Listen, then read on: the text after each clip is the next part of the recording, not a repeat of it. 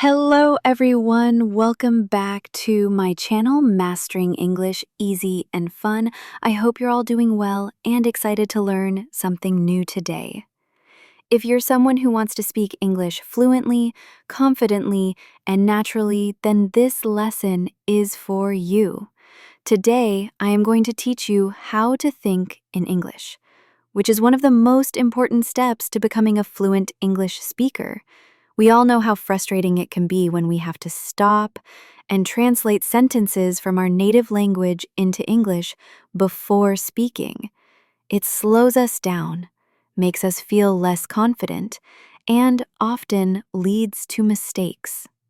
Wouldn't it be amazing if you could skip that translation process and just think in English from the start? Well, I'm here to tell you that it's possible. By following 4 simple stages, you can train your brain to think directly in English. And trust me, this will make a huge difference in how you speak. Before we start, don't forget to subscribe to the channel if you haven't already. This way, you won't miss any of our lessons that will help you on your journey to speaking fluent English. Now, let's get into today's lesson, how to think in English. Stage 1. Think in verbs, the power of action words. The first stage of learning to think in English is to focus on verbs. Verbs are the action words in a sentence. They describe what's happening. Why do we start with verbs? Because action is all around us. If we can think about what's happening in English, we can start forming sentences in our heads more quickly. Let's take an example. Imagine you are walking through New York City, specifically in Central Park. You see people everywhere, all engaged in different activities. What are they doing? Some people are running. Others are talking. You see a dog chasing a ball, and someone is feeding pigeons. These actions are described using verbs: run, talk, chase, feed. By observing the actions around you, you can start thinking about them in English. This process of observing and identifying actions is something you can do anywhere. Whether you're standing at a bus stop in London, waiting at a traffic light, or sitting in a cafe in Paris, there are always actions happening around you. For example, on a busy street in Tokyo, you might see people walking quickly, someone riding a bicycle, or a group of friends laughing. You can mentally note these actions in English: walk, ride, laugh. But what if you're at home, where there's not much happening? You can still practice thinking in verbs by imagining scenarios or using pictures. For instance, look at a photo of a family picnic. What actions do you see?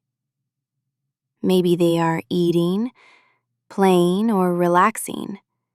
Even when you're indoors, you can practice identifying actions by thinking about what you might do in different situations. Imagine you're in your kitchen. You might be cooking, cleaning, or washing dishes. Set aside 5 to 10 minutes each day to practice thinking in verbs. Pick a different place each day and focus on the actions happening around you. As you do this regularly, you'll train your brain to think about actions in English, making it easier to describe what's happening in the moment. Stage 2. Think in nouns, naming the world around you. Once you've practiced thinking in verbs, it's time to move on to nouns. Nouns are words that name people, places, things, or ideas. Just like verbs, nouns are everywhere. Everything around you has a name, and if you can think of these names in English, you'll be one step closer to thinking and speaking fluently. Let's take an example from a different city. Imagine you're in Sydney, Australia, standing by the famous Sydney Opera House.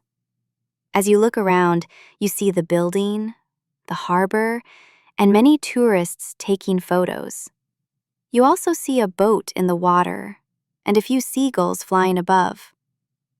Each of these things is a noun: building, harbor, tourists, boat, seagulls.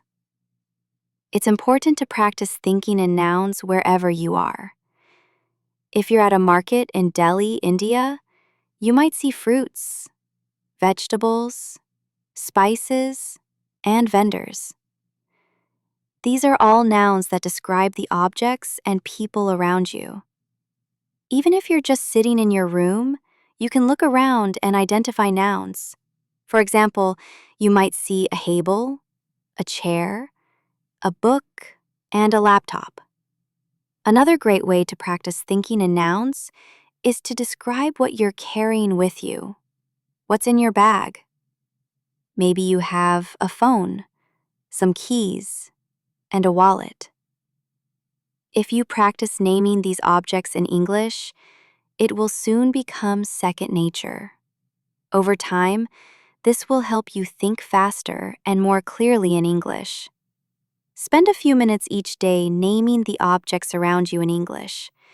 Whether you're outside, at home, or even traveling, challenge yourself to identify everything in English. For instance, if you're visiting Barcelona, Spain, look around and name things like buildings, bicycles, cafes, and tourists. The more you practice this, the more your brain will automatically think in English. Stage 3. Think in sentences. Connecting verbs and nouns. Once you're comfortable thinking in verbs and nouns, it's time to move on to the next step, thinking in sentences. This is where you start putting verbs and nouns together to describe what's happening around you in full sentences. At this stage, it's important to start simple. Don't worry about making long, complicated sentences. Just focus on creating short, clear sentences that describe what you see. For example, if you're in Cape Town, South Africa, looking at Table Mountain, you might say, "The tourists are climbing the mountain. The sun is shining.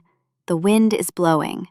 These sentences are simple, but they allow you to practice thinking in complete sentences. Now, let's imagine you're in Toronto, Canada, sitting in a park. What's happening around you? You could describe the scene like this. A family is having a picnic. The children are playing with a ball. The birds are flying in the sky. These sentences are short, but they effectively describe what's happening around you. As you become more comfortable, you can start making your sentences longer. For example, if you're in Berlin, Germany, walking near the Brandenburg Gate, you might say, "A group of tourists is taking pictures of the monument. Some of them are listening to their tour guide, while others are checking their maps." This sentence combines multiple verbs and nouns, giving a fuller description of the scene. The goal here is to get used to thinking in sentences instead of just words. This will help you when you're speaking, as you won't have to stop and think about each individual word. Your brain will automatically form sentences in English. Every day, take 10 to 15 minutes to describe your surroundings in sentences. Whether you're at home, in the office, or walking through a new city, try to form complete sentences in your head that describe what's happening. For example, if you're in a cafe in Rome, Italy, you might say, "The waiter is serving coffee. Two friends are chatting at the next table. A couple is reading a menu." This practice will make thinking in English much more natural. Stage 4. Think in paragraphs. Bringing it all together. The final stage is to move from thinking in sentences to thinking in paragraphs. This means describing everything around you in more detail, telling a full story, or creating a more vivid picture of the scene. Imagine you're visiting the Great Wall of China. Here's how you might describe it in a paragraph. I'm standing on the Great Wall, and the view is incredible. The mountains stretch out as far as I can see, and the wall winds its way across the landscape. There are tourists all around me, taking pictures and walking along the wall. I can hear people speaking in different languages, and there's a cool breeze blowing through the air. The steps are steep, and the stone is worn from centuries of use. In this paragraph, you've combined everything: verbs, walking, speaking, nouns, tourists, mountains, wall, and sentences to create a full description of the scene. By practicing this, you'll start thinking in English more naturally. You won't just be forming short sentences. You'll be able to describe things in full detail. Let's take another example. Imagine you're walking through a bustling market in Istanbul, Turkey. You might describe the scene like this. The market is filled with people, all busy shopping and bargaining with the vendors. I can smell the spices in the air, and the bright colors of the rugs and textiles catch my eye. A man is selling tea from a cart, and groups of tourists are taking photos. The sound of people talking and laughing fills the air, and the atmosphere is lively and energetic. When you practice thinking in paragraphs like this, you are training your brain to describe events and scenes in full detail without stopping to translate from your native language. This is the final stage of thinking in English, where you can describe situations in detail just as you would in your native language. Take a few minutes to describe your day in a paragraph. Start from the moment you woke up and think about everything that happened. What did you do? Where did you go? Who did you meet? Try to describe it all in English. For example, today was a busy day. I woke up early and went for a walk in the park. The weather was nice, and I saw a lot of people exercising. After that, I had breakfast at a small cafe. I ordered a cappuccino and a croissant. Later, I went to work and had a meeting with my team. We discussed our new project, and everyone had great ideas. In the evening, I met a friend for dinner at a restaurant. We had a great time catching up and talking about our week. This type of daily practice will not only help you think in English, but also improve your ability to recall and describe events in detail. Putting it all together. Achieving fluency through practice. By now, you should have a clear understanding of the 4 stages of thinking in English. Think in verbs. Focus on action words and describe what is happening around you. Think in nouns. Name the people, places, and things you see in your surroundings. Think in sentences. Combine verbs and nouns to form short, simple sentences. Think in paragraphs. Bring everything together to create detailed descriptions of scenes and events. Each of these stages builds on the previous one, helping you develop the ability to think directly in English without the need for translation. It's important to practice each stage regularly, as this will train your brain to process information in English more naturally. Why thinking in English is essential for fluency. Now that you understand the stages, let's talk about why this method works. When you first start learning English, you likely translate from your native language. This is natural, but it creates a delay in your speaking. Instead of speaking smoothly, you have to pause and think about what to say, which can make you feel less confident. By practicing thinking in English, you eliminate that translation step. Your thoughts will naturally form in English, making your speech faster and more fluid. When you can think in English, you'll also find it easier to have conversations, express your ideas, and respond quickly in discussions. For example, imagine you're at a job interview in London and the interviewer asks you to describe a challenging situation you faced at work.